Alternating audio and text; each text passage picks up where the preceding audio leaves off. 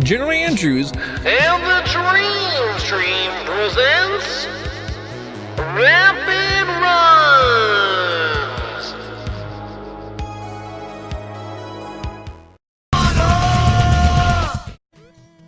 But yeah, that's I think pretty thorough introduction for the game, and then whatever happens in game, I think we'll figure out because we don't even know ourselves. So. all right. Now, for this run, an hour and 37 is roughly the ETA for it. What is the swing potential on a run like this? Or is it very calculated? Yes, this is actually something that I forgot to check because like we literally didn't have time to do that. But like I wanted to check what the current world record is for this one because I feel like it's approaching some crazy stuff. Because honestly, for the longest time, we thought that maybe going under like the 130, like 1 hour and 30 minutes, would have been an extremely good time.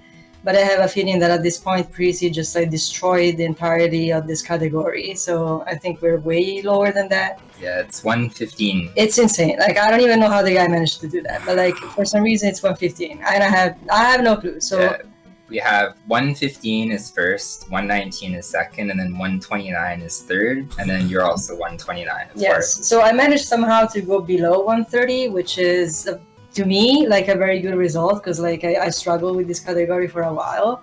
So if things go well, I might go below 130. But considering it's a no reset kind of environment, then probably we will go a little over 130. Okay. So 137 is just to be safe, I think. That sounds great. All right. Well, good luck. When does the timer start? It starts right at the level selection. So we're going to go run game, then we will select type A, and then as I press A basically on number 1, that's where time starts. So I will give you a And then when does it end? It ends once you see Wario at the very last cutscene. So I will give you a heads up for that as well. Perfect. All right. Well, I'm excited. Let's do this thing. Yeah, we'll see how it goes. Mr. Andrews. Yes. May I make one suggestion so you don't disappoint possibly? Yes, the category. Thank you. Yeah, we have no all bosses normal out of bounds in this. So. What? That was from the other one. Yep. Well, you never know what could carry happen. over. Some of these carry over. It's any percent, correct? Maybe this is the time that we actually go out of bounds. Who knows? Yeah, it'd be type A and then I guess 99 levels. Yeah. Okay, type A 99 levels. Thank you. Unless there's a secret boss rush, like right now we can show. I mean, there might be. We don't know. This game has secrets. Well, I'm excited. Maybe there are secrets. I'll have to rename the category. All right. Well, Yeah, good luck on this category, assuming. Yeah. Lovely the Warriors. I know there's actually people in chat that have played this one. Yes, like that's insane. Surprisingly. Because nobody knows about this game for some reason. Yeah, it was like such a late release, and it's like people just missed out on it. Yeah, people didn't like it, or they didn't play it. I guess they liked it. They just never played it much. Yeah.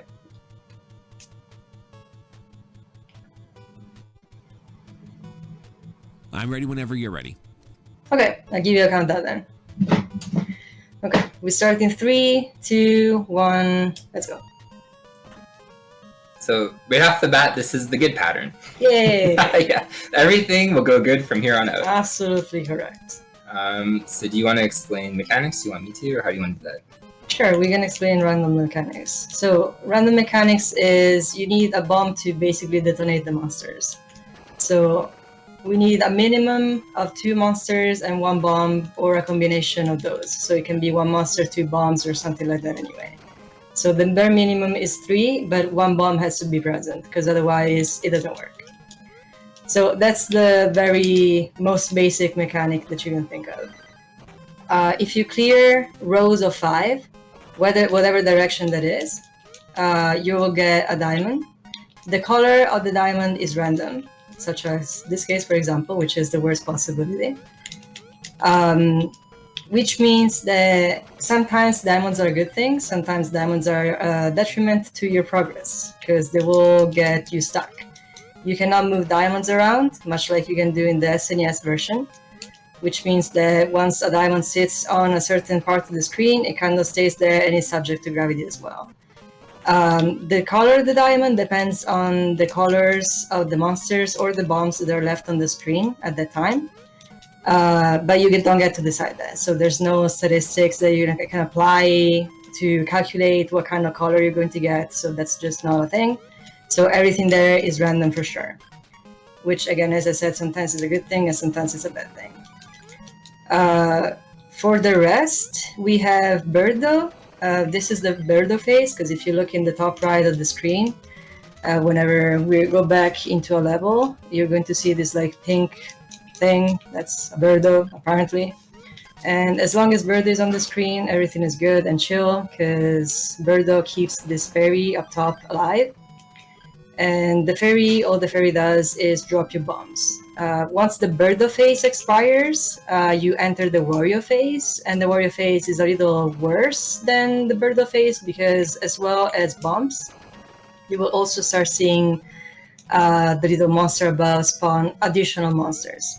So as long as there are monsters on the screen, clearly you cannot advance to the next level, so having an addition of monsters on top of the ones that you already have at the start of levels is bad.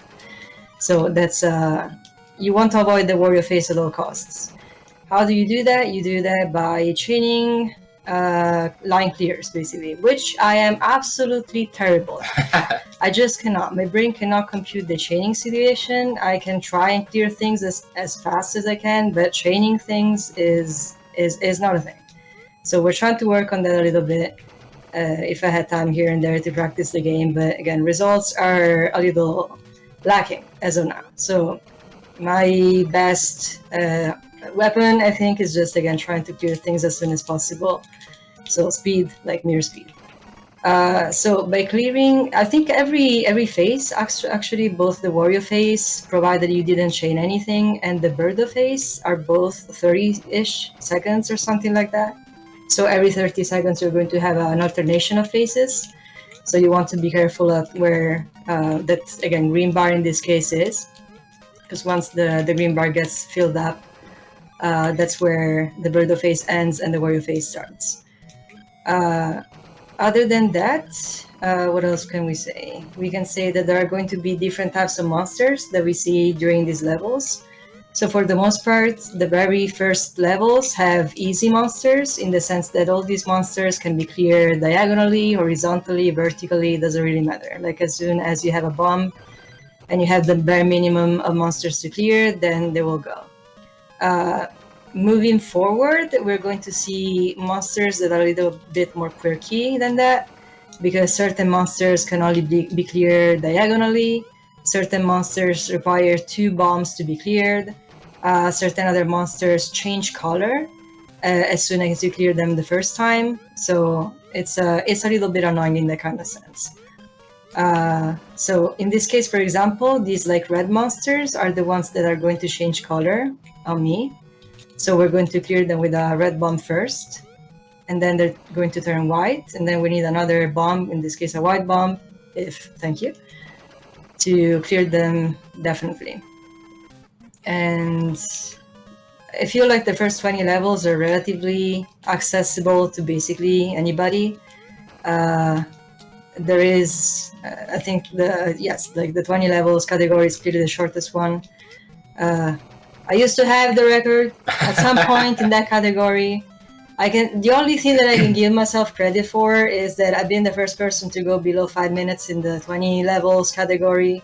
And then I got destroyed, because clearly Prezi was like, you know what? I'm tired of this person having the record in this one. So like, I will grind everything out of this game, the soul out of this game. And then clearly now he has, I think, a 452, which is absolute madness. I have no idea how he managed to get 452 in 20 levels. Like, it's insane. So something insane happened. I have no idea, but I think it's going to stay that way for a very, very, very, very, very, very long time.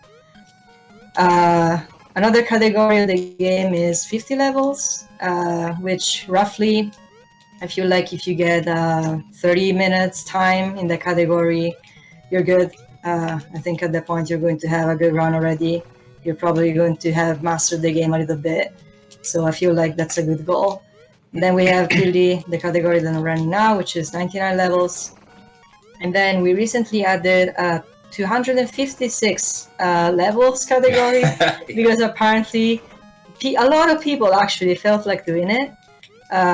Mainly Japanese runners. Mainly Japanese runners because, I don't know, like apparently it's extremely appealing to them, which is honestly extremely interesting to see them run because it's just like, I honestly feel like when I'm running this game, I try to be as focused as possible, but like as soon as I reach the like 70 level threshold, that's where my eyes just like start seeing dragons and things, and it's bad. Like it's bad. So I cannot even remotely imagine what it would be like to run this game for like 256 levels. Like I have no idea how they manage, but apparently they do, and they're actually relatively frequently so.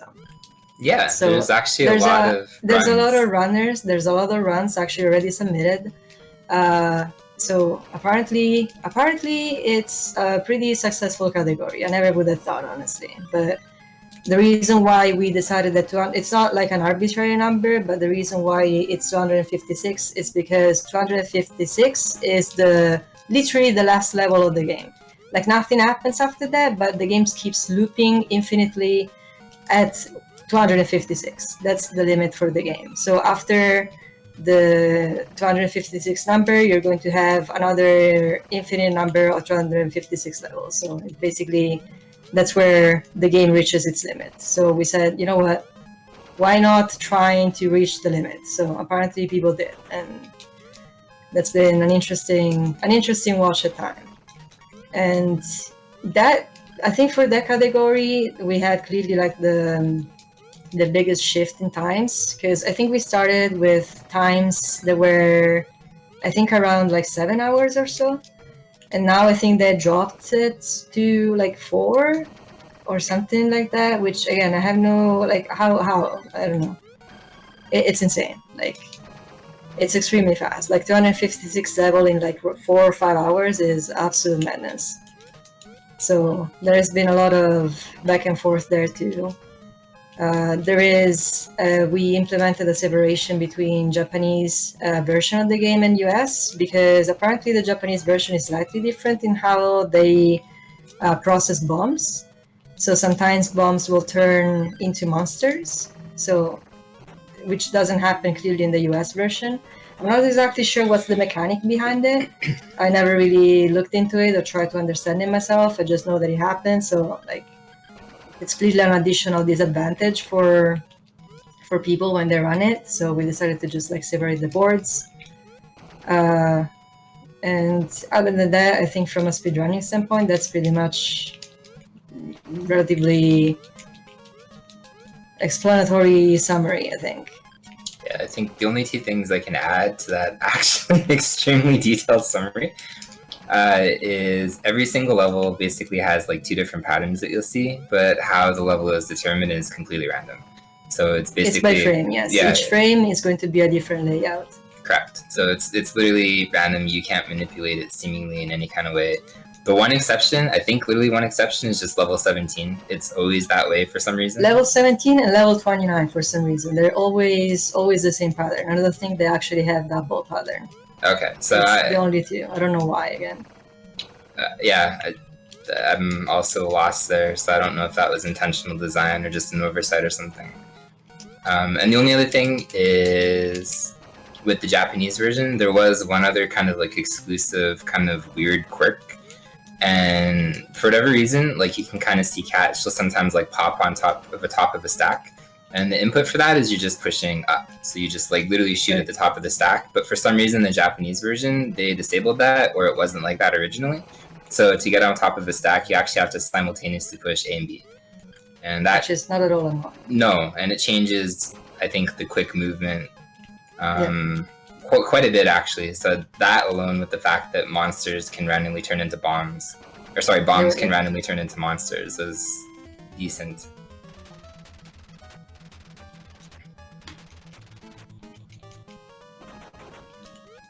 So yeah, we started to approach the annoying section of the game where everything is fine up until 29, and then it's like, nah, now I will give you something that you will actually struggle with. It's almost like exponential, because I would literally say, from a casual perspective, like most people will probably start dying around level 50. And anything after that, it gets a lot harder than you think it would, especially on a casual level. Yeah. I guess the only other thing that I can kind of mention too is we haven't actually seen like the Wario phase, but the Wario phase, obviously, as Kat was explaining, it'll drop more bombs and stuff like that, and monsters. But the weird thing with the Wario phase, and you can correct me if I'm wrong because I don't know if it's like that, but I think it's true, is the later levels after you see Wario, the faster he starts dropping things. Yes, it's an extremely subtle, I feel like, for the most part anyway, increase in speed in how things get dropped. But yes, you can definitely feel that. Yeah, so that actually adds a lot of pressure, Yes. especially on other levels, because we haven't seen it yet. But the later levels, you actually start like basically at the top of the screen, and you might have like 1 or 2 rows to maneuver stuff before you die. So that pressure if you don't clear stuff. And I guess the biggest mechanic is you can see, well, not the biggest mechanic, but one actually super important mechanic that I'm assuming Kat will skip is the coins. So at the end of every level, after you beat a level, there's like coins that kind of like shower down on your head. And for every 50 that you collect, you basically get 1 credit. So credits are the CR in kind of like the lower right corner there. And if you have 0 credits and you die, you actually get sent back to title screen. Yeah, so we're basically running on 1 life for the entirety of the run. Correct. So this is basically 1 CC, which is almost impossible, I think, from a casual level to just do. That actually requires a lot of practice and just understanding of the game. I don't think if you just pick this up, most people could 1 CC them. Or 1 CC actually at all, 99. No, I don't think so. Like even myself, like again, years ago when I first started running, like I would die like a fly. Like yeah. It was actually extremely difficult, especially once you start reaching the 90s, 80s, 90s. I would say that's like pretty critical stages. Yeah, no, and to put that into perspective too, like I ran this, and I'm not great at it at all, but I do have like a 1 CC clear of 99 as well. And the first time I think I beat level 99 without dying or having to farm for credits, it was like a 1.5 years after I started playing. And I definitely tried before then, and I died. Like, it's really difficult, especially the later 90 levels, as Kat was saying.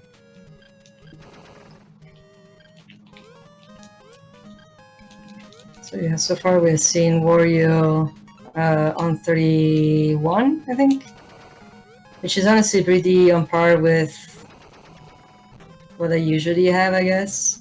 Like, worst case scenario, I feel like we see it like maybe around 25-ish, but 31 is okay. It's decent.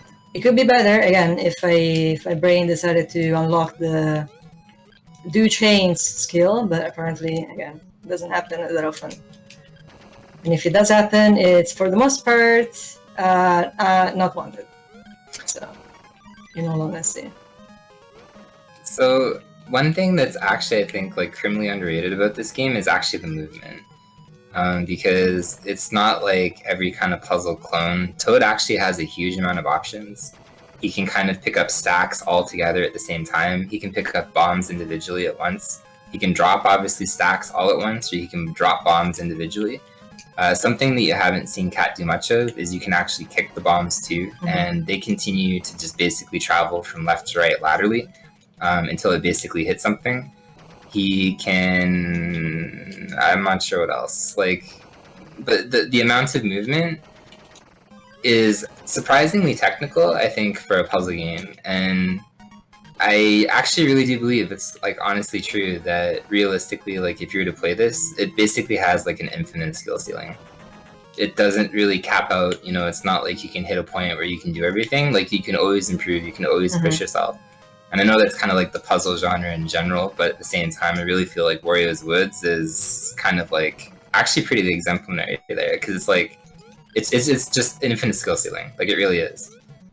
I don't think I ever capped out or felt like I capped out playing this game. So no, same, honestly. Like, there's always room for, like, I don't think you ever stop figuring out ways of moving faster or ways of optimizing your movements, or just like the way you pick up bombs or drop bombs. Just like it's like an infinite degree, I think, of improvement in that kind of regard for sure. And it takes a while to master, or at least to get comfortable with, I feel like, because like I remember, again, like the first time that I would play, it would be extremely like clunky, just like extremely rigid.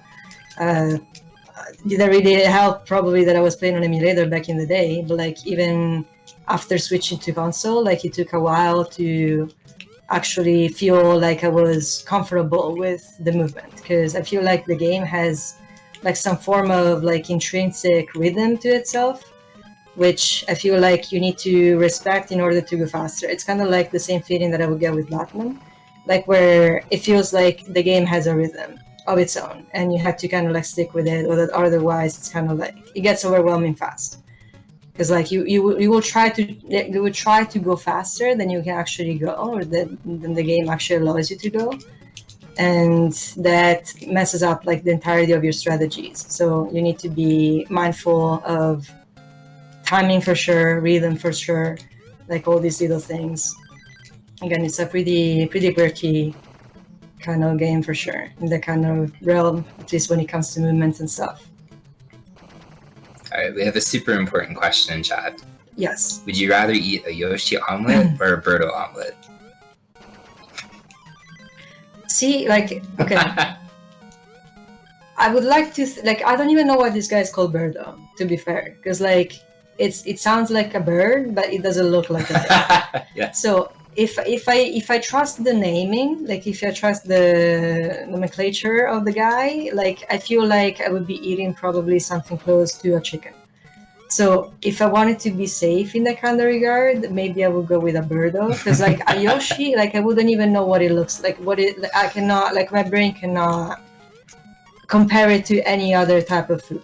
Yeah. It's kind of like a thing of its own. Dinosaur, almost human-like. Exactly. Not okay. And I never really ate dinosaurs before, so. And I'm not exactly great with like experimenting new foods myself, so I would take the safe route there for sure. All right, well, KB says Birdo for sure, and Andrew says good call, Cat. Yeah. There we go. We're using logic to decipher. We're trying, yes.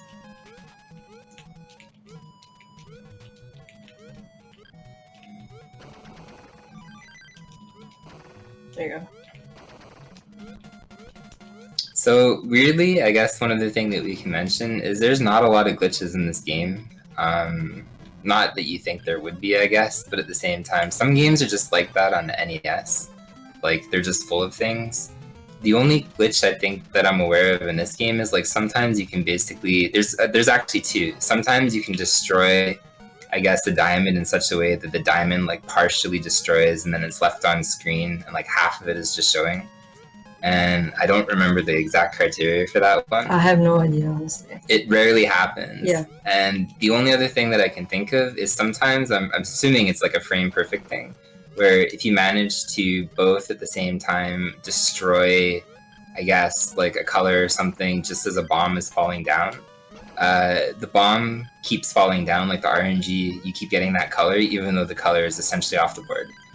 Yep. And other than that, I don't think there's really anything in this game. So I kind of like that specifically in this game because it just comes back down to skill. Yep. You can't really do anything. You can't exploit anything. Like the only way that you get better is you're good. Yeah, and I feel like, again, the few things that are there are not even useful in the great scheme of things. So it's something that you can actively exploit in order to, like figure out like a faster way of clearing things and all of that. So it's not even worth it, I think, for the most part, trying to look into those little things and figure out how they occur, because like I think for the most part they're actually detrimental, because at the end of the day, again, even in those situations where you have a diamond like stuck on screen for some reason, like it's never really good, especially again in a situation like this where you're trying to clear color like as fast as possible, and diamonds clearly contribute to the colors that are present on screen. Yeah, correct. So I think, anyway, we're approaching one of the worst levels in the game, which ironically is sandwiched almost in the middle of the game, which is 48. And I think when you're running this, like 48 isn't necessarily like a hard level. Although I guess maybe initially when you're running it, it kind of is, and like some people die there. But 48 is literally, I think, like the first level you can actually lose like actual minutes on. Yeah, it's just like a bad combination, I think, of monster typing and just in general layouting probably doesn't even help that in that kind of sense. But it's extremely annoying. If you're not, again, setting up yourself some chains, I feel like you're going to see Wario necessarily.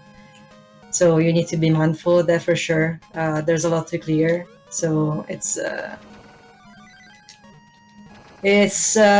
level.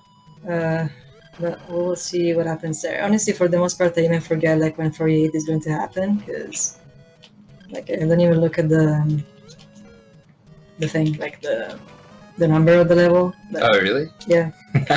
That's funny. So I'm not exactly that informed of when 48 occurs. If I can put it in my pan, I'll cook it. There you go. There you go. That's the right mentality.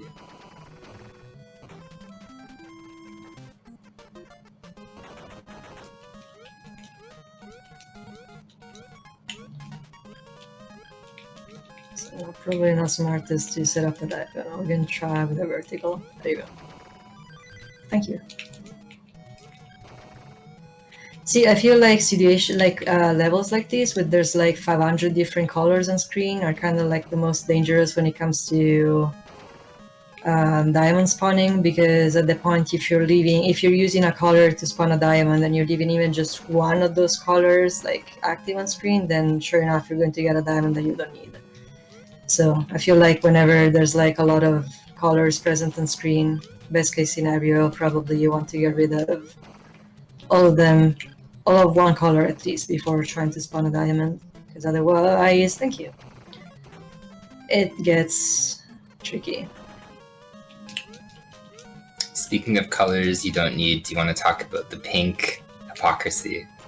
What is it? We have the hypothetical. We don't know for sure, but sometimes the game just gives you a lot of pink stuff. Yeah, no, see, I don't even think it's like a lot of pink stuff. It's like two pink bombs in a row when you don't need them. Like, it's always that instance in which like you're prepping yourself for like, yeah, I will use this like line of pinks to do a diamond thing and just like clear out pink that way. The game is like, no, actually you need another pink bomb probably, but you don't. So I don't understand why it always happens with it. So again, like I feel like for the most part, RNG in this game, as far as again colors of bombs dropping and all that stuff, is unpredictable. Again, at least to the greater extent. But there are some things that are weirdly reoccurring. Like for example, this pattern where you're getting like a series of like these ochre bombs or like whatever in a row.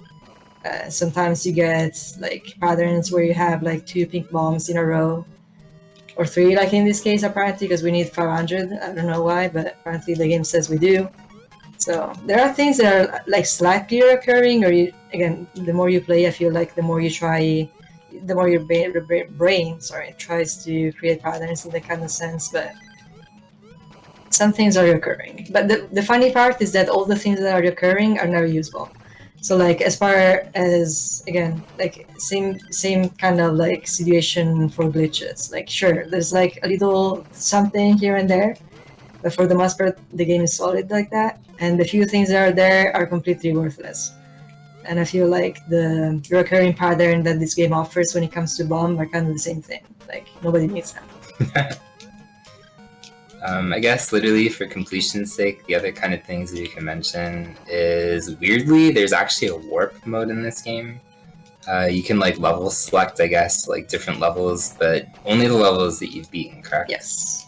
Yeah, so if you ever want to start back, you don't actually have to go through like the first 30 levels, you can just start at 30. But you can actually warp like in the level itself, Yes. not from the main menu. And there's also an entirely different category that's type B, and every 9 levels, you kind of see it here. You see like a cutscene with Wario, but in type B, there's actually like a miniature kind of boss fight.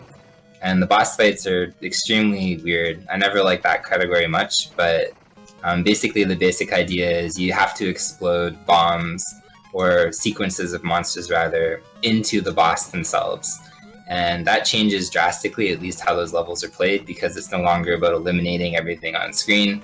It's about targeting bombs into, obviously, the boss monsters at the time. Yep. And then the last thing is there's actually a time attack mode, which is... you can explain that one. I've actually barely played time attack, so... Yes, actually time attack is like the one mode in this game where layouts... Thank you, that's so useful. See? Pink, like having 2 pink diamonds on screen is always the best. Time race is like the only instance in which layouts are fixed. You're never going to see variations. Like here, it's again the situation where basically each frame you can alternate between 2 layouts of like monsters. In time race, it's always the same. So you're always going to have the same layouts, you're always going to have the same configuration. So you're kind of like able in that sense to kind of study the patterns to go faster. So it's like a time attack mode built in the game itself, which I have run for like, what is it? I think you need more blue monsters. Honestly, yes. But see, this is a good thing because it's like all light blue. So at the end of the day, like... Look at them all. There's so many. It's like, you know, like we like to be light blue. Green. They do it! Of course. Like the game just conspires against you. It does. And Green sometimes... again. Okay. See, they were kind this time.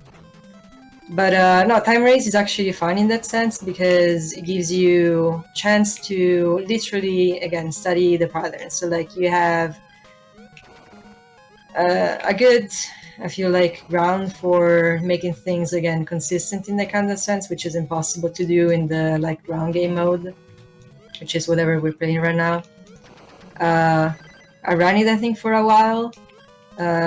Is a little, it tends to get grindy again, much like everything with, again, fixed patterns and all that stuff. So I'm not exactly the major fan of that mode. I'd rather play the round game for sure. But there's like different difficulties there, so you can choose easy, medium, and hard. Whatever changes is basically the complexity of the layouts, the monster typing, and just like the number of monsters on screen. So there's like, I think for each difficulty, 4 different stages with like 5 levels, 4 levels, 3 levels, and 2. So it's like a sequence of things basically that you had to clear out.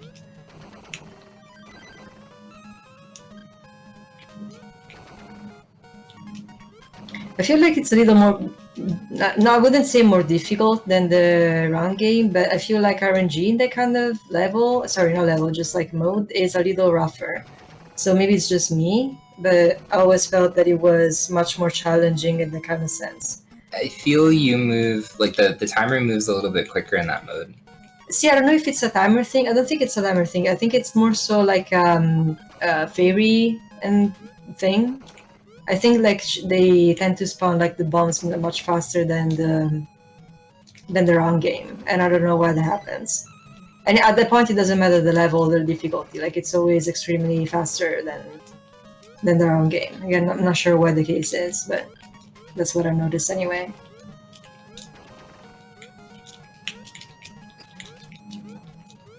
So I would like to clear out pink so that we don't get 500 pink diamonds.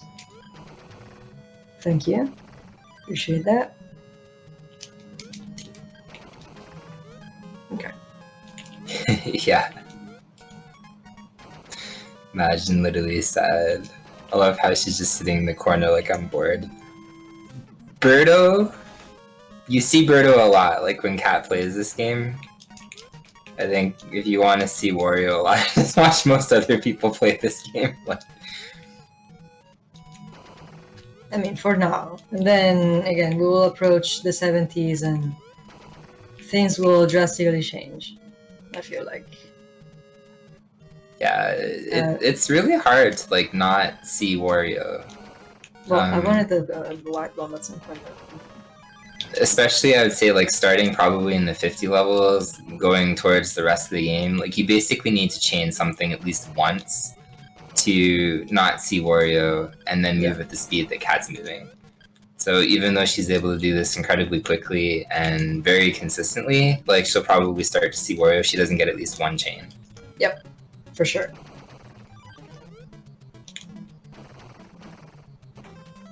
Because like at the point you would need to clear levels under 30 seconds. And there's no way that when basically the level of the monsters reaches almost the top of the screen, you're going to be able to do so. So for sure, like chaining becomes pivotal at that point. And again, whether you decide to do it or not, that's on you, but it's a very useful skill to have in your pocket for sure. Or to master in that case. Now, will I be able to clear red? Yes. Thank you. That's completely useless. Yes, exactly. Eldest said earlier, like, imagine Wario's Woods be trolling. Like, yeah, never happens. Never, not once. This is the first time RNG's ever been bad. Literally on the dream races.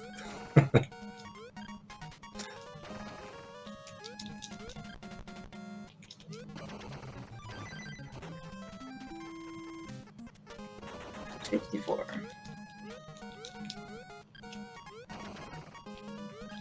So I'm kind of curious, out of everybody in chat, who is actually, because we're kind of getting like a mixed reaction there, because Chico has never seen this game before.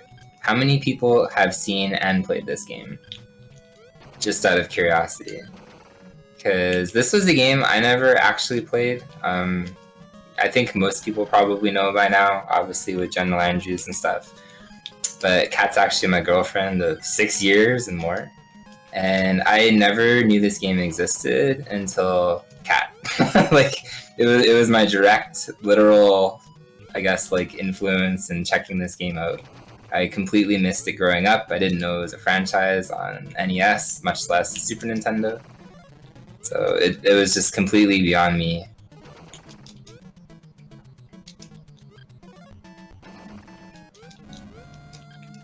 Yeah, I feel like we always get a lot of, oh, I've never seen this before, or I didn't know this existed. Yeah. So we have seen not played by Andrews. Lady Bassett says, I've both seen and played it, but it's been a while. Tattered Ragdoll says, I think I've only heard it, but never actually know anything about it. Imagine says, I knew about the game, but never played it. Yeah, that's interesting then. But it's so weird because, like, it's legitimately a decent little puzzle game that is just, like, horrendously ignored by Nintendo. Like, yes. Uncle Nintendo just refuses to exhibit, like, any kind of good feelings for this game. Like, it doesn't want it in its life. It's so weird. Funny enough, I guess, we saw something on the Switch Online store a while ago. And there's a game called Treasure Stacker that came out in 2020, maybe? And it directly is influenced by Wario's Woods. So there is like at least one developer that played this game growing up. It's extremely similar to Wario's Woods. Probably the only version that we'll probably get that's relatively modern.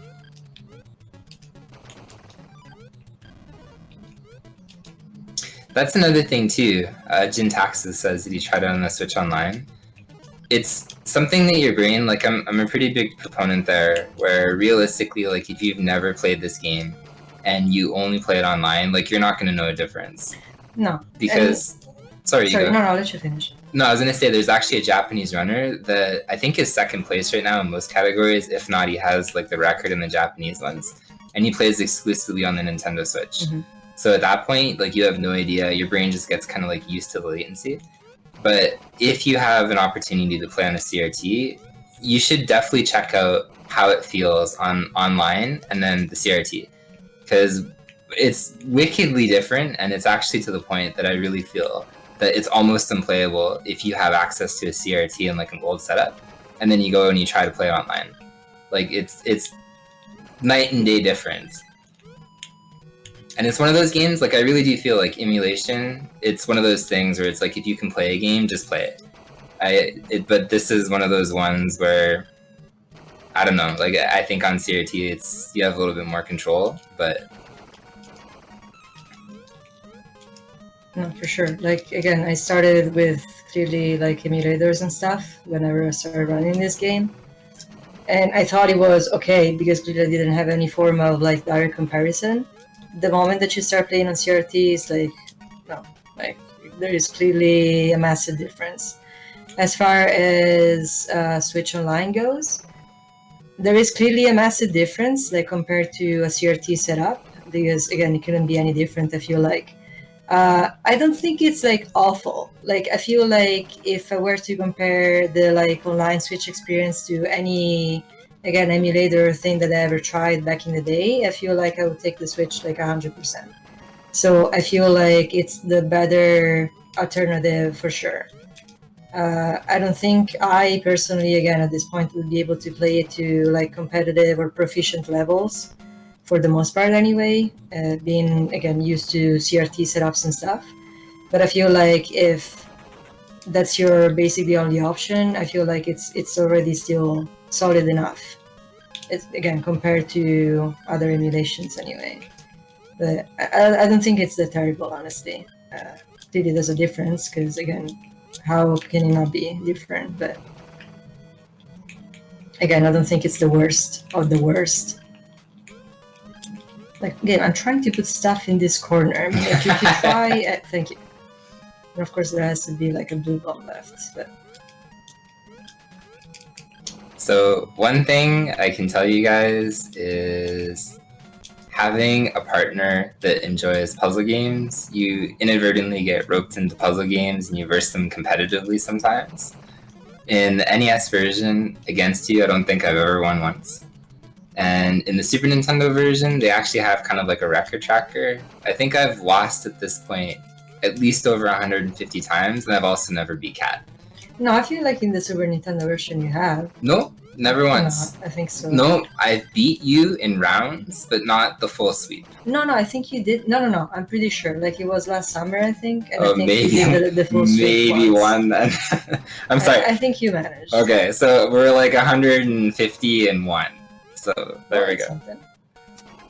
It is. It's hard, man. Like it's actually difficult to beat you in these things, but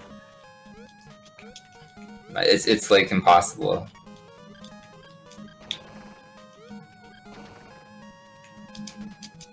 The sad part, actually, the one thing that I'll criticize this game about, but I don't think it matters because most people are going to play it single player, is actually the multiplayer. Yeah, it's rough. And it's so weird because like this is actually somebody in chat said it before, and I'm sorry I don't remember the name, but they literally mentioned that this was actually the last game to come out on the NES. And this is true. Like, so at that point, Nintendo had all kinds of probably capabilities in creating things with mappers and stuff that were advanced. And 2-player in this game is horrendously laggy. And as it was mentioned before, like, oh, there's a Super Nintendo version of this game. You think by the Super Nintendo when it came out, they would fix the lag issues. Right. And no, it's horrendously laggy in the Super Nintendo version as well.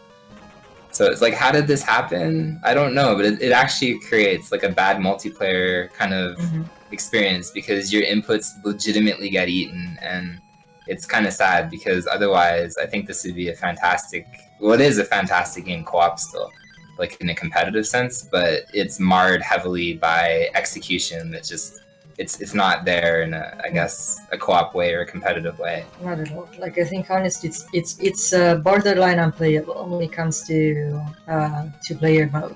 Yeah, no, it's that bad. It is. It's very, very different. And it's kind of sad that Nintendo didn't iron that out. Because I really feel like fine, maybe on the NES, because realistically, the NES. Like, other than Tengen Tetris, right? I don't know if there was many 2-player simultaneous puzzle games. Yes, I mean, if you think of Dr. Mario, if you think of Yoshi's Cookie, Okay, yeah.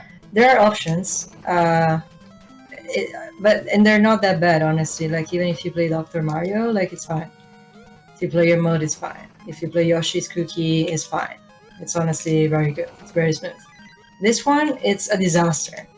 like I feel like again probably the fact that like all these little monsters move just continuously probably doesn't help. So probably there is like a multitude of things that happen on screen at the same time that doesn't really help the cause of again the simultaneous puzzle game mode. But again, I feel like it could have been resolved in a way or another. Yeah, well, you think like one guy from QA would have piped up back then and be like, "Yo, Daddy Nintendo, like your game is lagging a little bit, okay?" And then Nintendo would be like, oh, "Okay, we care." I don't know if they care about quality standards back then, Yeah. but they kind of picked some weird roads to die on and fight. But you think one person would have said something, but maybe not.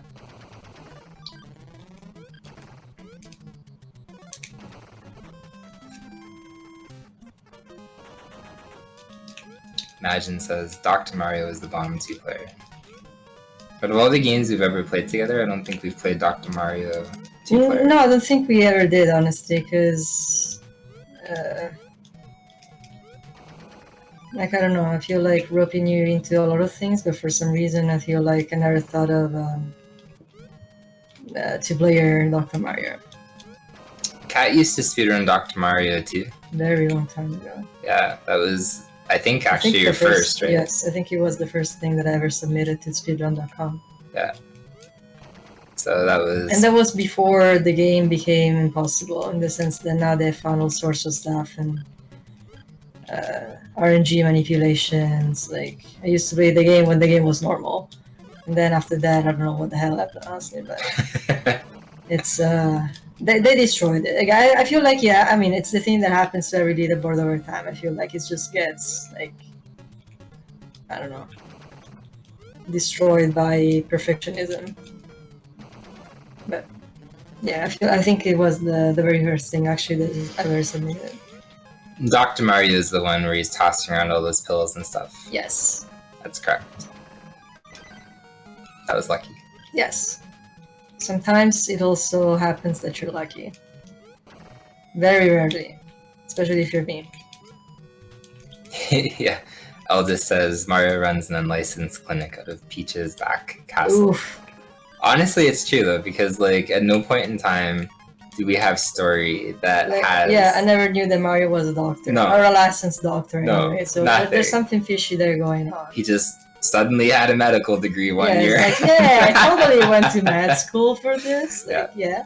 You know, part-time plumber, part-time doctor. Yes, it's the same thing at the end of the day. Like, you're still shoving things down pipes, like whether it's your esophagus or pipes if we're lucky. It depends on well, yeah, it depends what kind of pipe, you know. Depends what kind of doctor. It depends what kind of doctor too. Like, sometimes you get lucky, and sometimes it's like the other doctor.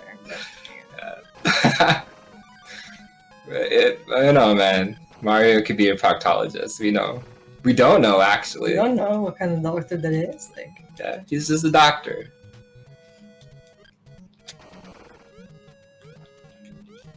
There you go, disclaimer. What's that? This disclaimer informs viewers that the views, thoughts, or opinions expressed by the entities on the stream. Don't worry. We know Andrews well enough, it's 1-to-1. Everything I say, Andrews approves of, yes, right? He shares everything. Oh, that was fun. Oh, man. I'm glad, Majin. You like making people laugh, so...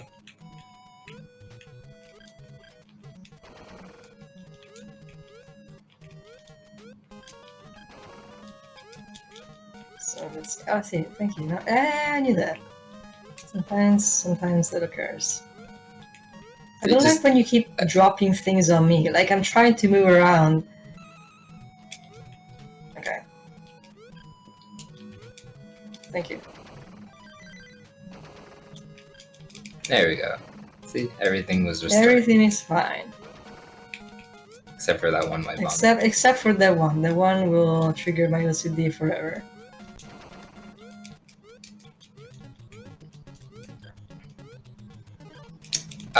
Raj, is that tied into like Dr. Mario Monthly, that channel? Because that would be kind of cool if they physically located. What is it? So he said that Tori Gaming, we were watching obviously like the Game Boy one right before. Yes. And he said it was part of, I guess, or sorry, I can't remember if it was the one before or after. It might have been the one before.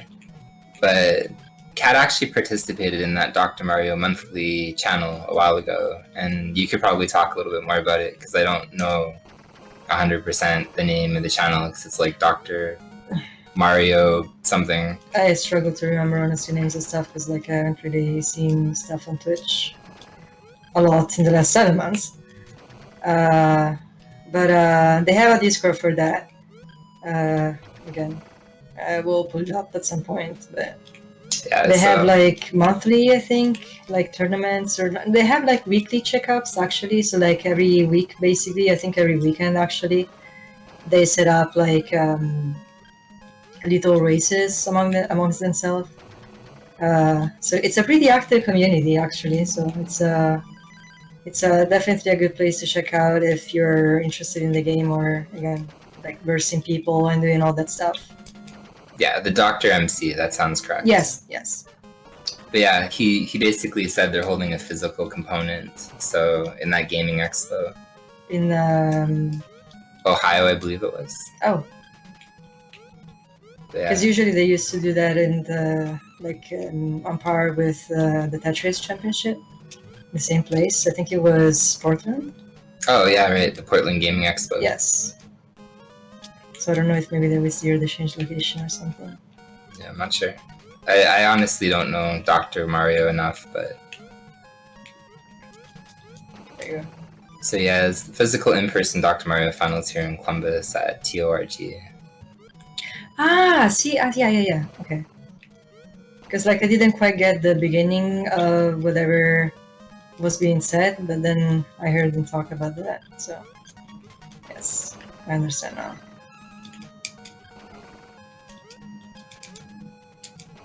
Yeah, Dr. Mario is just like, actually I feel all NES puzzle games, at least in that trifecta, Dr. Mario, the original like Nintendo Tetris, and then this one, the skill ceilings are just hard. super high. Yes. Yeah. They're hard games for sure. Okay, well give me 1 second, I'll be right back. Yes. You can hold down the fort. I will try to. I will not kick reset as I walk away. Well, because that would be interesting, honestly, if I did. Alright, 1 second, I'll be right back. Yes.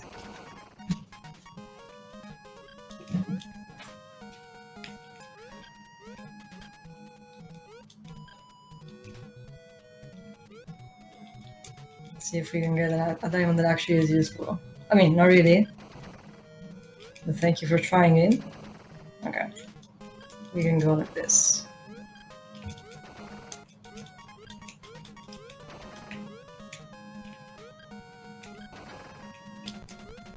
I'm sorry if I'm missing stuff in chat, but like it's basically impossible to like look at the game and at the same time reading. And I'm also a slow reader myself, so that doesn't help. So I will try and finish this level.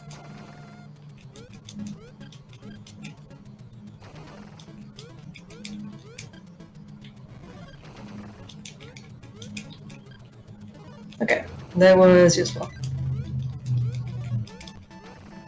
Here you go.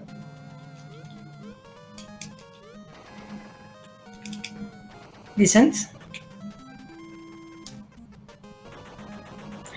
Now, Dr. Mario, I feel like it's extremely tricky. I feel like it's extremely tricky to figure out, again, in terms of mastering movement or mastering just like how to move hills around. I guess it helps probably just like starting at lower speeds, but I myself feel extremely awkward when I try to play anything that is like above medium speed. Like trying playing in at like high speed is actually uncomfortable, especially once all the viruses start getting like higher and higher in terms of like stack and stuff. So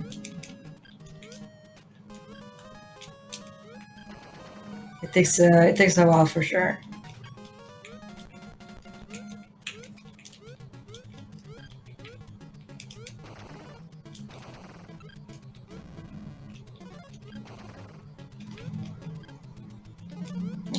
we will do this. There you go.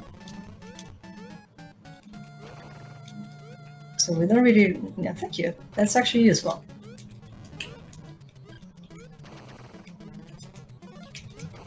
Okay. So if we could get some form of pink, which of course we will never get now because we actually need pink. Oh, there you go. Thank you. Okay. Thank you. There you go. For once, actually, the game shows some form of cooperation.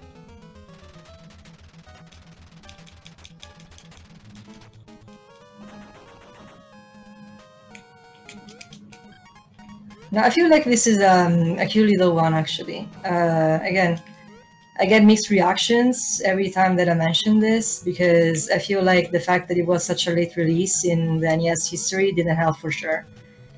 I think, like, growing up, I think I was only the one person that actually owned this game. And nobody else actually did. So that gives you kind of like a measure or an estimate of how popular that was. And I feel like ever since, again, we started hanging out on Twitch, it was kind of the same thing. So there was a lot of novelty there for sure. But like I always felt like it was a one good worth sharing for sure, because it's solid. I feel like if you like the puzzle genre for sure, it's something that you probably would want to check out for yourself.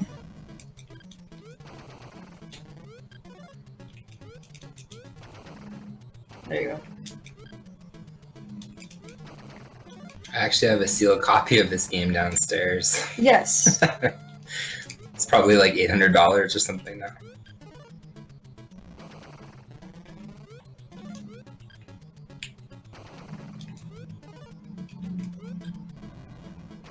Okay.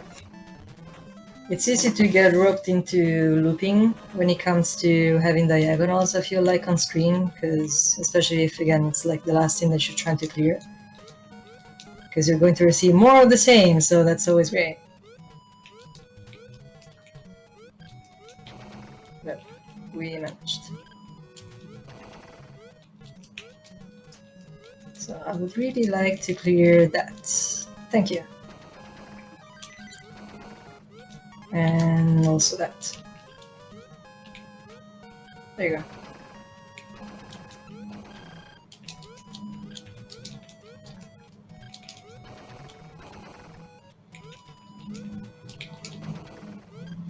Okay.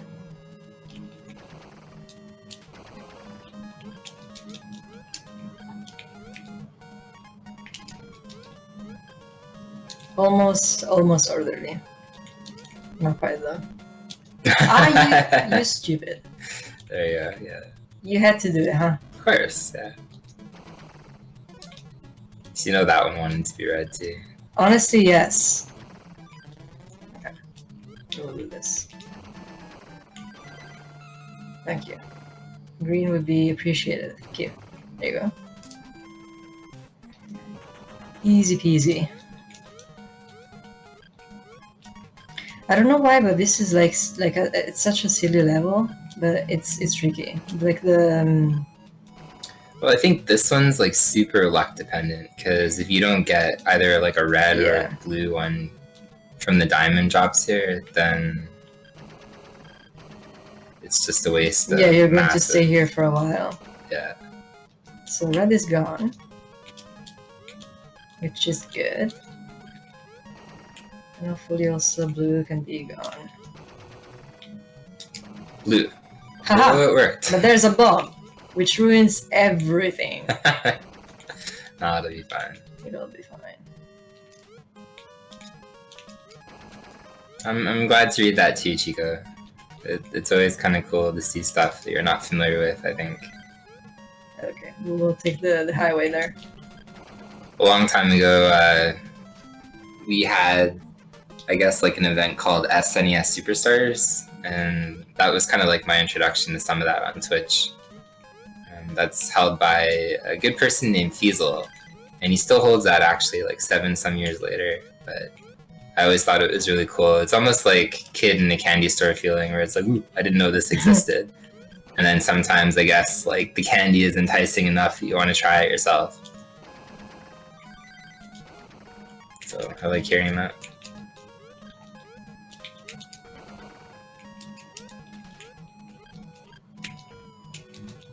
We'll do the pink thing.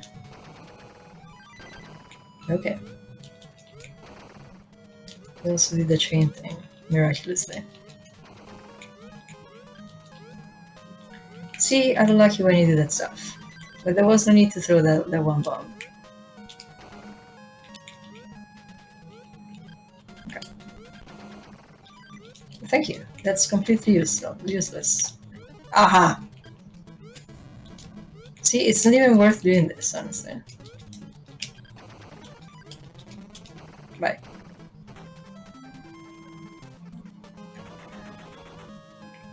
So you can kind of see in like the later 70 levels, Toad is starting higher and higher. Yes. And even though that looks scary, I'm probably going to jinx it forever. This level isn't quite scary because if you notice, the patterns on the monsters are like the most basic and easy ones.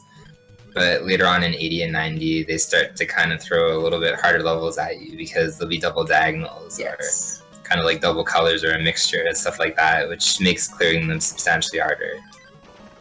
At least from that height, rather.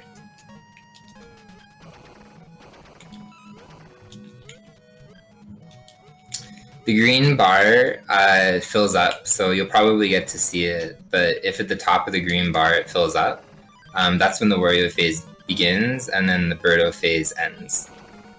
So you can literally see right here, it'll switch to Wario, and then the Wario phase, he just starts tossing bombs and random stuff. So if you manage to do a combo during the Wario phase, it decreases the amount of time of the Wario phase. I don't know if that's true, so you can also correct me there. The Wario phase, does it always last no matter what per level? Or is it like different times per level? I don't know that. No, I think it's always the same amount of time that you're spending in each phase, like independently from whether it's the Birdo phase or the Wario phase. But clearly, by chaining, you can manipulate the duration. So by chaining during the Birdo phase, you make it increase, and by chaining during the Wario phase, you make it decrease. So you're going to have more or less Birdo or Wario time depending on what you're doing. Correct. But like basic, like the default setting is just 30 seconds each. Oh, okay. See, I didn't know that one, honestly. But the opposite is true, where if like Birdo is filling up here and you do a combo, it decreases the bar. Yes. So that way you can avoid the Wario phase all entirely, again, if you manage to do a couple of combos. Which is really easier said than done in this game. Honestly, yes. Like, I actually, you said that earlier, Imagine. You said this reminds you of Puyo. Yes. Like, I am one of those weird people that can do gross combos on Puyo. Like, I actually played Puyo. Puyo, more so like Kirby's Avalanche, was kind of like my puzzle game, like when I was a kid, and I like that one. So I'm sorry, I'm actually extremely familiar with doing literally like, probably like at least over 10 chains in Puyo, and that comes quite easily. This game, I struggle to do a combo of 2. Like, it's completely weird, I guess, like how you have to stack vertically and think of like a move ahead, which is, like, you think about it, like it is actually pretty similar to Puyo in that regard, but it just doesn't transfer. If it did, I'd probably be the best literally Wario player, but that's absolutely not true.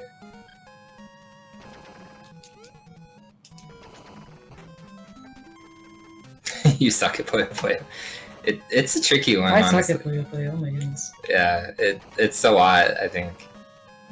It's definitely one of those ones that also has like an infinite skill ceiling.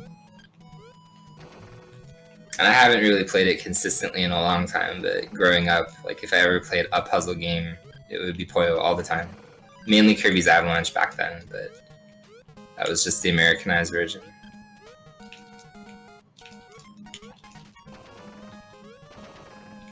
Okay.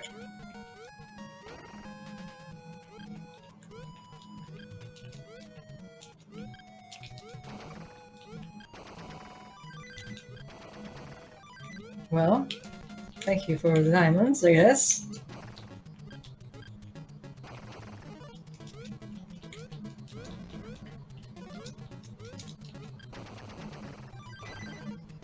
Yeah, correct. Robotnik's Mean Bean Machine, the Genesis version.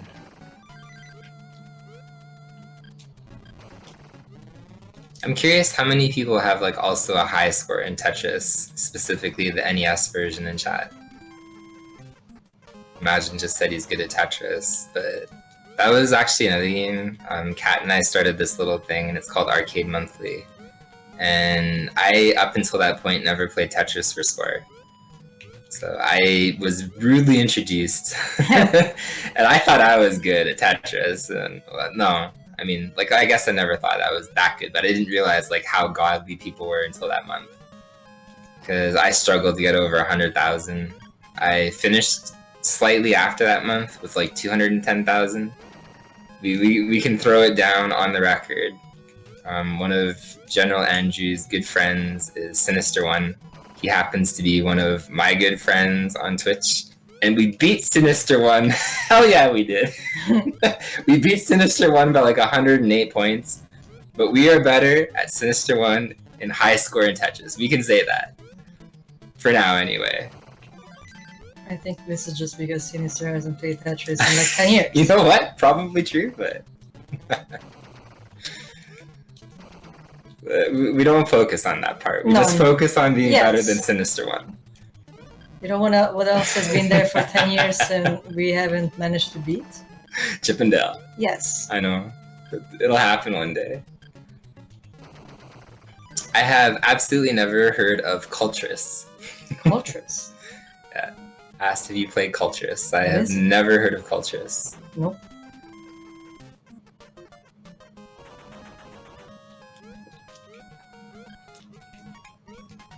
A Little to the Left and Unpacking are my puzzle games. I've never heard of those ones either. Oh, Unpacking. Disclaimer. I feel this is the hotkey for Andrews. Honestly, yeah, every time that you say anything, that goes. Disclaimer, disclaimer, Yes. disclaimer.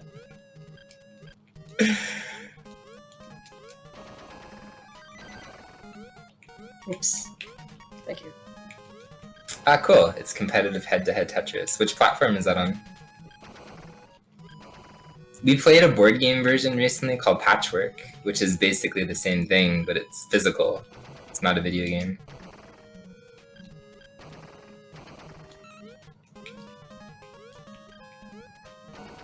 Ah. Try to slap a silicon. Cool. We'll check that out. I didn't know it was PC. Unpacking is cool. I've never seen Unpacking before. Ooh. Ooh. Actually, if you guys are puzzle game nerds, Panel Attack Online, which is basically obviously like Tetris Attack, they have an extremely good Discord, and they have basically an online version that is 100% latency free. It's also lag free in the sense, like if you've ever played the original Panel de Pawn or Tetris Attack, and you're doing kind of like long combos and stuff, it's extremely laggy. Panel Online is not. Like there's literally no lag whatsoever. No. And it's all peer-to-peer, so you verse each other and you can join tournaments and stuff like that. It's actually a really cool kind of like thing that exists that not a lot of people know that exists. But the Discord has like over 1,000 people, I think, in it. There's so many people, it's insane. Yeah. But and they're gods. Yes, I have no idea, but like, yeah. Extremely skilled. Yeah, but it's cool that a resource like that in 2023 exists.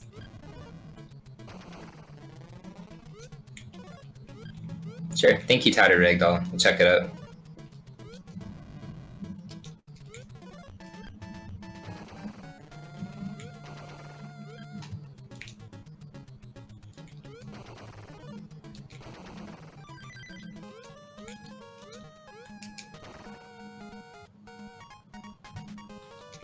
See, that's actually something I don't know too.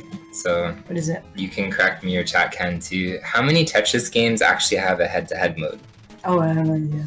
Because, or actually more better question would be a cooperative mode. Because we held an event at this point like quite a few months ago, and somebody actually submitted co-op basically 100 lines in Tetris. And that was the first time that we saw like co-op Tetris. Yeah. I didn't know it existed until then.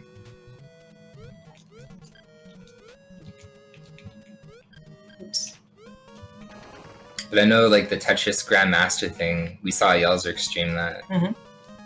That has like I guess it's a cooperative mode. And the original Tengen Tetris is cooperative or just competitive? Honestly, I have no idea. Like, I'm not exactly familiar with that title specifically. Same. Sure. How did that happen? That was extremely awkward. I don't know how that happened. Yeah, that should have destroyed. No, I guess I just cleared stuff in an awkward manner. That was probably on me.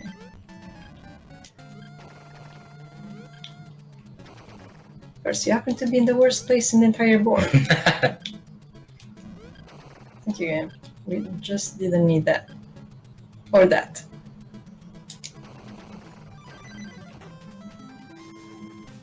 Tetris Plus.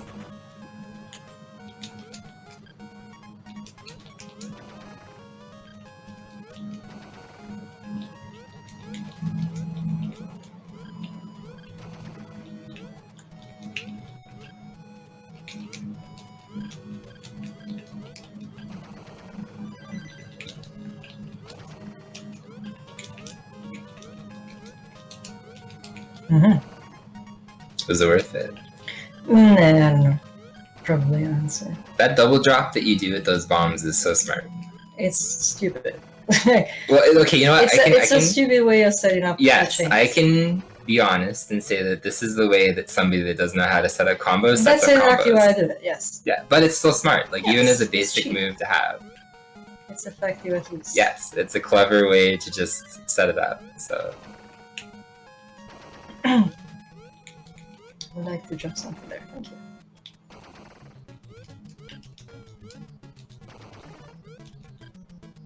Yeah, the home stretch. That's right, Raj. It's actually pretty crazy because, like, I would say from maybe about 70 to 99, that's almost equal to how long it takes 1 to 60.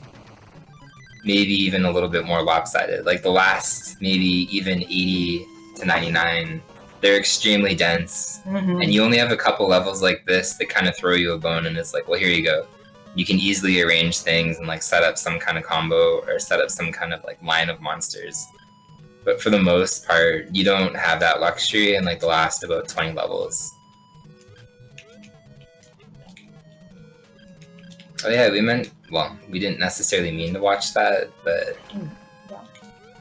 What is it? Tattered Ragdoll said, speaking of Tetris, the Tetris movie was surprisingly really good. Yeah, actually, I completely forgot. Same, yeah. We kind of like put it on a somewhat to watch list because we both didn't realize that there was a Tetris movie. And yeah. That's funny to say that it's good. Like, see, but like every other person that like has watched that like says it's actually solid. So I would tend to believe that, honestly. Like, I would have no idea what a Tetris movie would be about, that's for sure. Like, every person that, like, gives an opinion about the Tetris movie says it's actually good. Yeah, no, and I think that's obviously pretty true, too. So, Raj says, I'm impressed with how chill Cat is. There's a lot going on in that tree. There's a lot going on, yes. Like, but you learn to cope, you know? It's like, yeah, like, okay.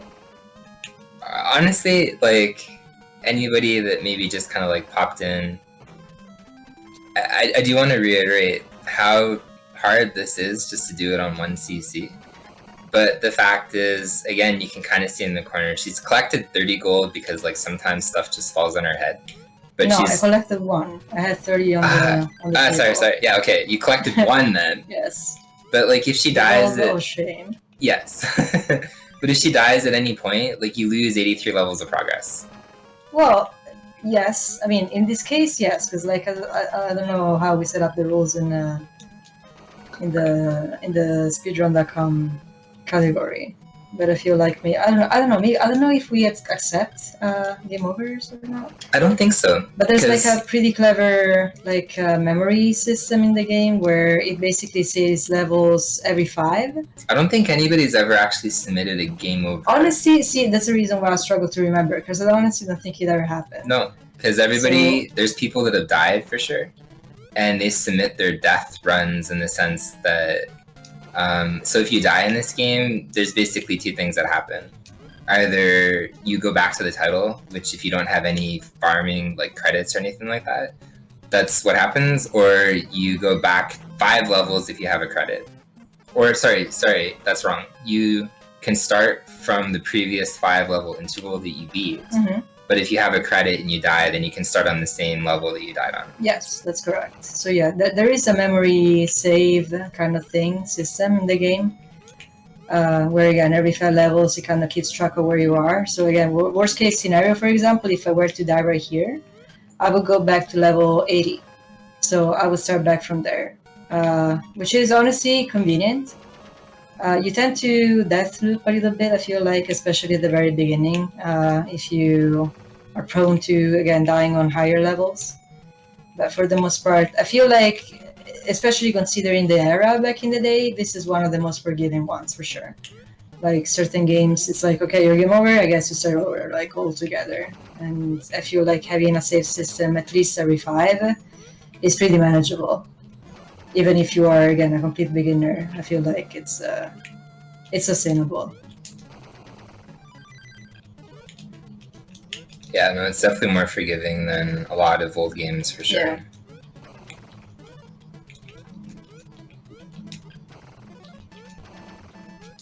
Of course, that one little white guy was like, here you go. Well, I mean, I exist. what do you expect?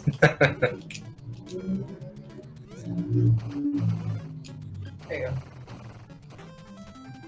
Right as Wario was about to leave.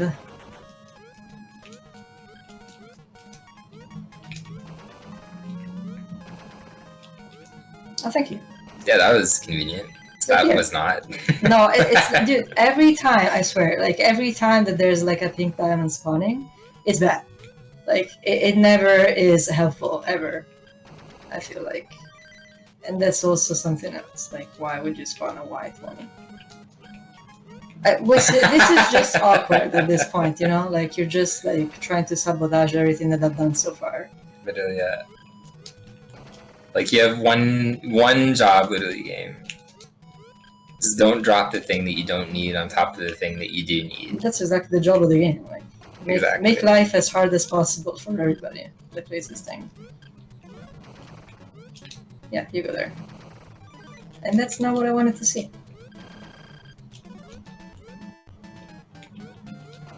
What's up, Boba? Boba's doing that sexy Bowser thing again. Oh no, it's the sexy Bowser. Stupid sexy Bowser. It always makes me think of like The Simpsons, like stupid sexy Flanders. Nothing at all. Nothing at all. That's always what I think about that Bowser Boba.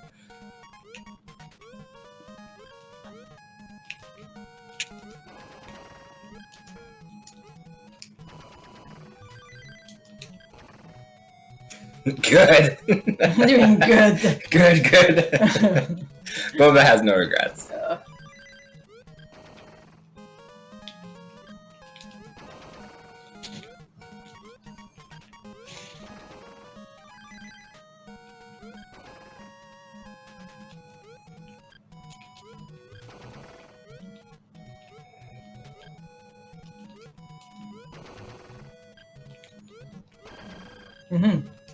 Well, what if I had plans with the red bomb, huh?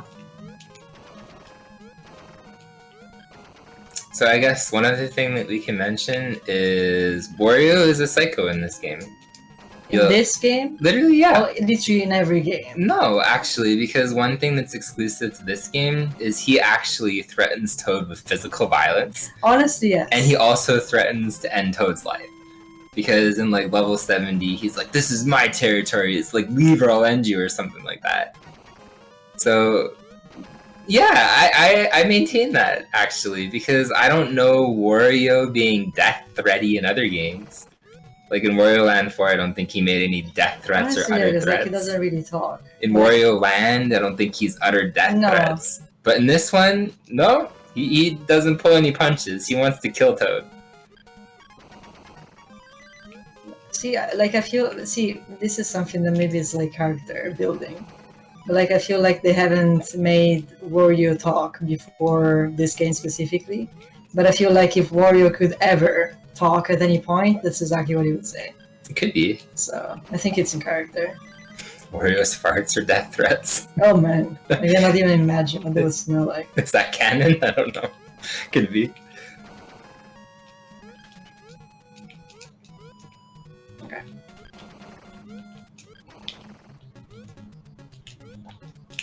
But I mean, look at it this way. Like, what if Wario actually, for once, owns the woods? Maybe this is his wood. Like he has a little woods license. Like, I am the owner of woods. Please stay away, kind of thing. And all these like little monster thingies are his only friends, right? Toad is a villain. Toad is a psycho. Yeah. Like, you are trying to go through the entirety of the woods, just destroying living creatures. Like, what are you doing with your time? I don't know. Dude, the lore spin. Honestly, yes. Okay, Like, so what do we think, chat? Is Toad the villain? Is he killing all these monsters that are Wario's friends, and like Wario's just trying to defend the woods? like, Or really, is yeah. Wario the villain just because he's a psycho? Like, really, these things are alive and well, and they're doing no harm to anybody just by existing in the tree. But like, the second that you arrive, suddenly they become the problem. So what if you are the problem, huh? We have some pretty conflicting. We have Toad is committing mass genocide, and Toad is innocent. Oh, Like, we okay. both polar That's the opposites. one or the other. Yeah, literally back to back. Yeah, I never really thought like Toad could be the actual mean guy here. Honestly, I feel like we are. I mean, those monsters, to be fair, look pretty innocent. Yes, They're they're just- doing nothing. It's not Yeah. like they're attacking you. No, they're just They're doing dancing. nothing. They're dancing around, being cute and funny, and having a great time in their tree. And then you arrive and you disrupt their habitat. Like, how would you feel about that? Toad is the modern human. Ooh. He is the encompassed embodiment of humanity. Oh. Toad, you are awful. You will cause your own extinction. Toad is the hero we all need. That's not true.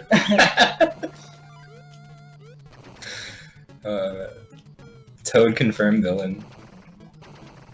Yeah, what have these creatures done to Toad? Nothing. I don't think there's no past. I wonder if there's like actual lore in the manual. I wonder actually. Yeah. If anybody has like a minute, well, I guess you have more than a minute before this ends. Well, yeah, more. You should look up the Wario Woods manual and just see if there's like an actual story about these monsters. I'd be extremely curious if that's a thing. So we have all these diamonds now.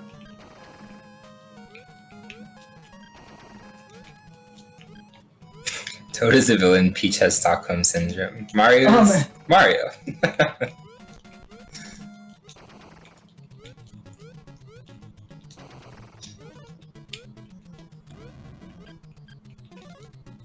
Thank you.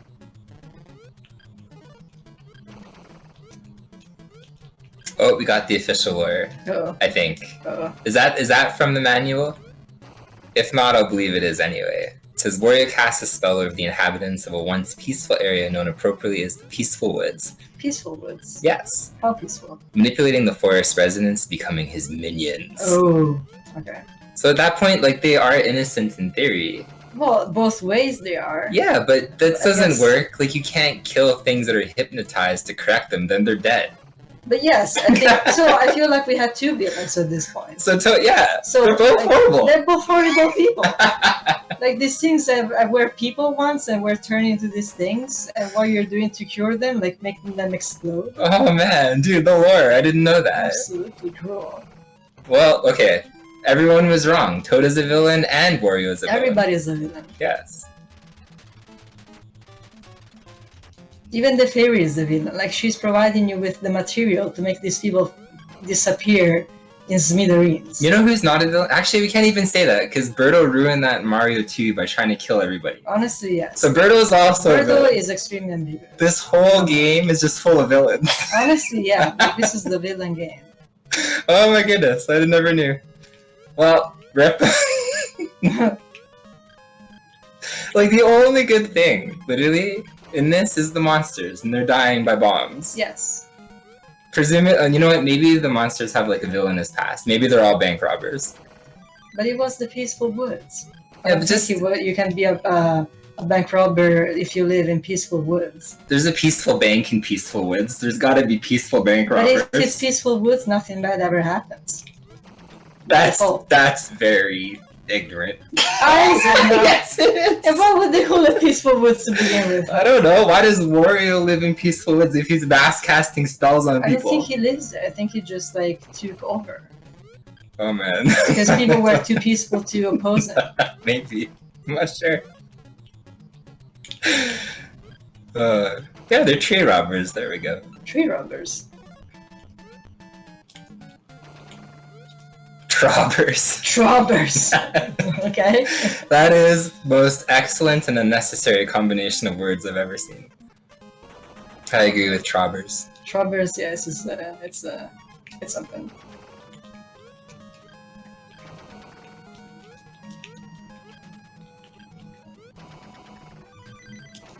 Aha. Well, yeah, we can say we are on the last stretch. So these are the last 90s, which is always good to see. One thing legitimate, like I know we kind of were a little bit goofy there. I really believe that this is a hard game to obviously 1cc, but not because of any of the reasons that I was kind of saying before. But your brain gets tired. Yes. And honestly, like if I try to do 99, probably by level 70, like my brain's trying to shut itself off. Yeah. So there is kind of like an endurance factor, I think, that's just not even remotely talked about, I think, when you're watching somebody do this.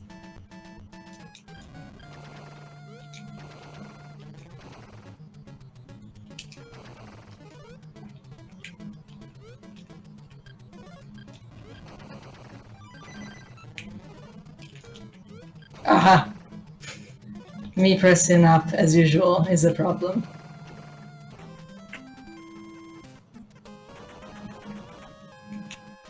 It's a good thing that doesn't carry into other games like Chip and Dale. Honestly, dude, no, for real. Like, I don't know what is wrong with me, but like, I cannot press up. Or if I have to press up, I always press up in such a way that is the most inconvenient way of pressing up ever. And it applies to every single game. And I thought for the longest time, it's like, oh no, like I have such an old controller. Like it must be broken, and it must be this, it must be that. So I was totally blaming it on the controller. And then it turns out it doesn't matter if I switch controller or not. Like I'm still horrible at just pressing up for some reason. So there's something in the way that I do that apparently is extremely problematic and makes things just like harder than they're supposed to be. Yeah, it's just slightly ajar or something. Yes.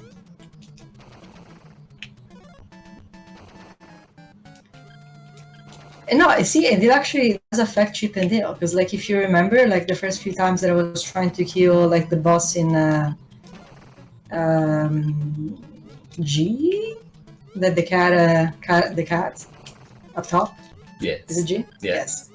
Like I would always wobble, and I was like, "What is happening? Like, I don't know what is happening. It's the controller." Blah. And no, actually, it was me. My girl. Yes. I was being very sarcastic. But it's true. I know it's true. That's why I was being sarcastic. Well, you cannot be sarcastic about something that is true. I was saying it's a good thing it doesn't transfer over. Makes sense. Oh my goodness. See, I'm so focused on killing people right now It's that okay. I just cannot understand sarcasm. I would ignore me too if I was talking to me, so it's okay. I get Well, it. I'm good you understand me then. I do. Oh, for once, a rare, useful blue diamond? What is Yeah. this? Christmas? Apparently. You just can't line up those. Okay, there we go. Yeah, I guess they're just dark. So if I could receive like the yellowish looking guy, that would be great. Inform a bomb, possibly. Aren't you not? Oh, thank you. That's pink. That's not yellow. That's a question from my brother. What is that? He said, "What is Cat's body count playing this game for so many years? So many dead innocent monsters." My what count? About body count? Yeah, because of all the dead innocent monsters. I think we reached the million at this point. Okay. I think it's pretty safe to say. At least 1 million.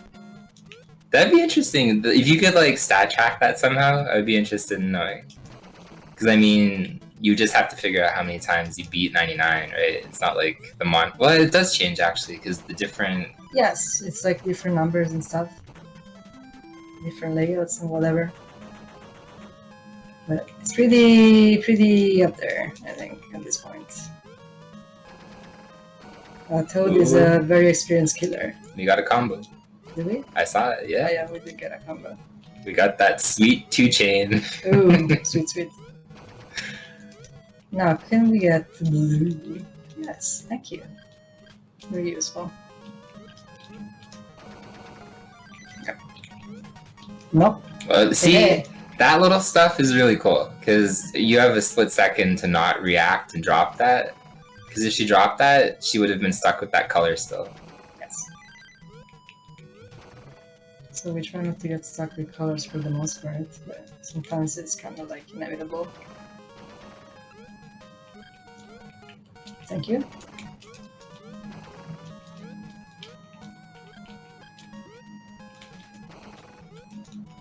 Okay. So we can talk about one of the levels coming up. 96 and 98. Even 96 as well? What's the one? I thought 96 was the one with all diagonals. Or is it 97? I think it's like 98. There's a pretty mean one coming up, or like all these things. Although this one is basically all diagonals too, so... I think it's more like a layouting issue, because like I feel like it's not so much the diagonals the problem, but like it's how they put them on screen that's like problematic a little bit. Yeah, there's a lot of movement to actually make sense of the pattern, in the sense that you have to do stuff a lot. I guess we're not doing that.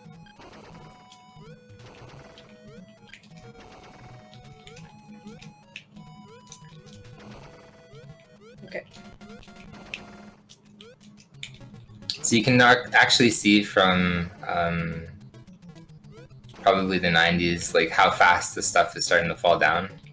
Or I shouldn't say how fast, because it's kind of like a fixed speed, but more so the frequency. Because it's definitely increased since the beginning levels once you see Wario, and it drops pretty quickly. There's multiple things just dropping and dropping like that, which make clearing, especially the last like 10 levels, pretty problematic, honestly. When you're first playing through this, it's actually quite hard to just not see Wario 4 or 5 times in a row. Yeah, honestly, that's true. It's like a lot of pressure added, and again, this guy just like keeps dropping monsters as well as bombs. So. And see, the other thing too that you're probably not going to see much of Cats running this game is Wario having multiple appearances in the same level, and the more he shows himself and comes back, the quicker and quicker stuff like falls from the ceiling. And it gets really fast. Like if you are in a position where you just can't clear everything and Wario cycles like 3 or 4 times or something, he's dropping things like at a frightening speed, especially because space is limited. And I can get so you don't have Peter. Like, why would you drop stuff in here? It's already a limited space. But no, I mean, there's a lot of pressure, I feel like, in the last levels, and again, I feel like knowing the trick to raise the seating for sure helps, because again, each time that Wario bumps the side of the screen, the seating basically will fall, like the thwomp guy, whatever the name is. And it can crush you, so you can literally just like die by being crushed. And the only way that you have to raise the seating again is by clearing diagonals. So I feel like setting up diagonals on purpose, like if you're maybe new to the game or just like playing it casually and stuff, in such a way that after every time the Wario bumps the screen, you have a diagonal set up specifically already there to contrast the seating just like collapsing. That's an extremely smart way of doing that. And I feel like, again, especially if you try to go higher than like 100 levels, that's kind of becomes like a necessity, because at that point he will start like bumping the screen so fast that necessarily if you're in trouble, you will need to raise the seating one way or another. So having diagonals already set up is the smartest way of doing that, I think.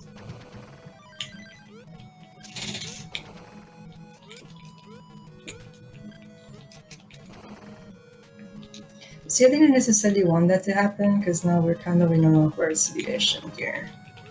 You actually have done so well in not accidentally creating like a multiple color situation. Yeah, that's exactly what I was trying to prevent. Yeah, see, and that's why. Yes. Because that one light blue guy exists, now that light blue gem or whatever decided to spawn. Yeah.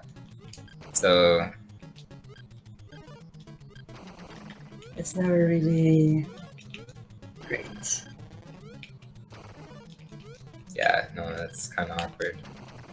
Especially in the later levels where you have all these guys that are extremely quirky when it comes to clearing them. For sure, like the least amount of colors you have on screen, the easier your life will be. So that's kind of what we're trying to do consistently, but sometimes, again, bombs will drop in such a way that you cannot just control them, so you just need to... like, they will clear out the way basically before you can even do anything.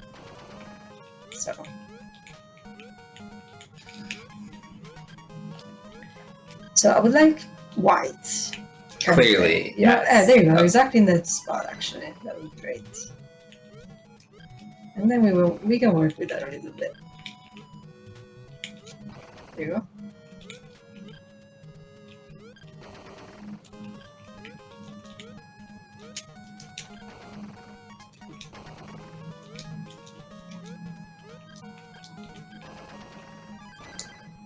So we can...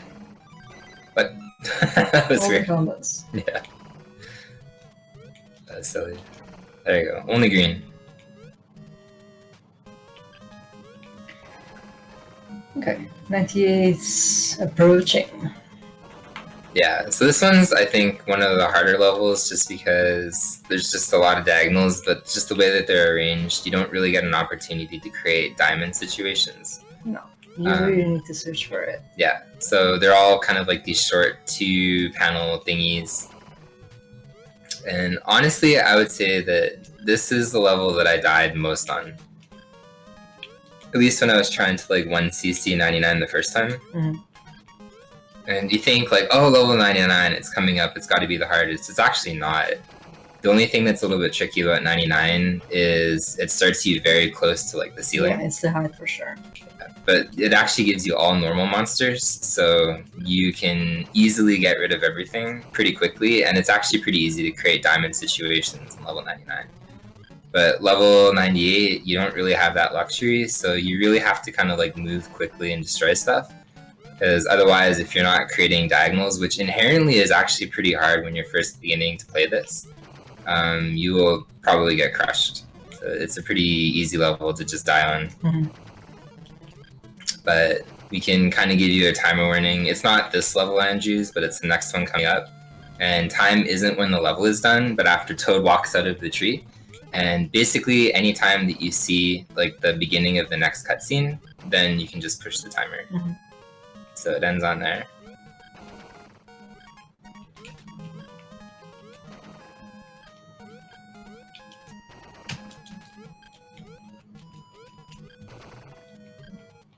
So this actually went pretty good. I have no idea what time I'm getting because like I'm not. You're pretty much on estimate. Like you would have to really mess up 99 to go past 137. Right now, I can't see obviously because of latency. So there's a slight delay, but it says 134.50, so we can say 135 right now.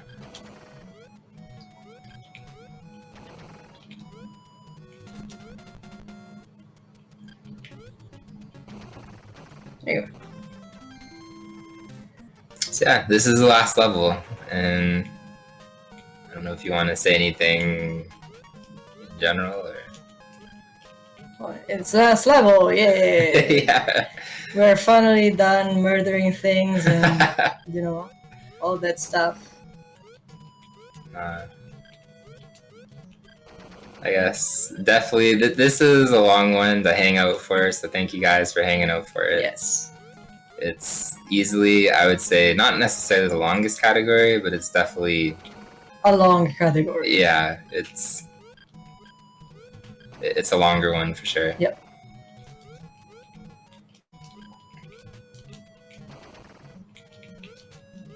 And honestly, from my perspective anyway, this went really well, both in terms of how you ran it, but at the same time, being completely honest, doing commentary for 99 levels in this game is very difficult. It is.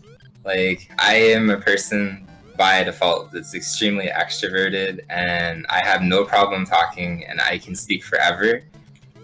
Talking in this game for 99 straight levels is probably one of the more difficult talking things I've ever done in my entire life. So I'm glad that we were able to kind of make it entertaining by talking about Toad being an absolute psychopathic killer. And we had the lore, like, literally, we didn't know that. Yeah, it's always fun taking part in Andrew's little things for the dream races. I've probably helped out at this point like 30 times. And Kat's done stuff in the past, Chippendale and Goof Troop, so definitely go check her out. And that would be time. So there you go. So 136.56. 4 seconds under estimate, There you man. go, see? Perfect. Free! See? Wario wasn't that big at that point. He was just using a little air pump kind of thing. See, that's... Jeez. How do Thank we... you.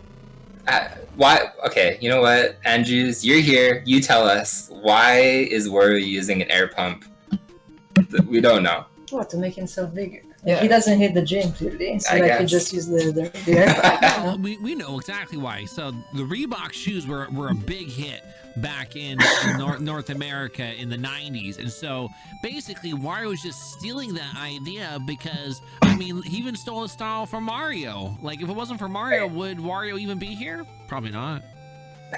Probably not. No. Correct. There we go. Yeah, this is the end. The cloud is concerned, the Wario is exploding in the air, and Toad is like, yep, that's what Wario does apparently. Did anybody win here, though?